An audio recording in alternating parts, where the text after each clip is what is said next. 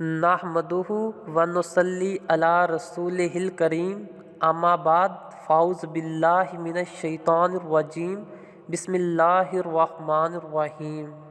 لقد کان لکم فی رسول اللہ اسوۃ حسنہ، یقیناً رسول اکرم صلی اللہ علیہ وآلہ وسلم کی زندگی تمہارے لیے بہترین نمونہ ہے۔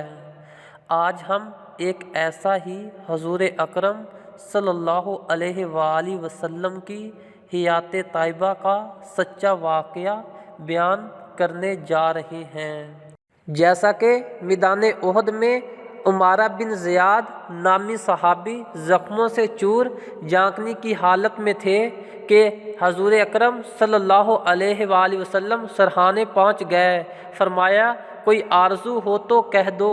عمارہ اپنا زخمی جسم گھسیٹ کر اور زیادہ حضور صلی اللہ علیہ وآلہ وسلم کے قریب لائے اور اپنا سر آپ کے قدموں پر رکھتے ہوئے آخری سانس لے کر بولے، اگر آرزو ہو سکتی ہے تو یہی کہ یا رسول اللہ صلی اللہ علیہ وآلہ وسلم میرا سر آپ کے قدموں میں ہو۔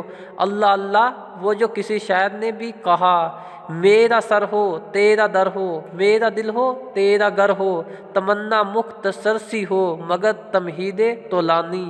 سبحان اللہ، سبحان اللہ۔ بے شک رسول اللہ صلی اللہ علیہ وآلہ وسلم کی ذات اقدس کو باری تعالیٰ نے تمام انسانوں کے حق میں خلق عظیم اور اسوہ جلیل اور بے مثل سیرت اور سب کے لیے قابل تقلید نمونہ انسان سازی اور شخصیت و کردار کی تشکیل کے لیے ایک ماڈل آف لائف بنایا ہے۔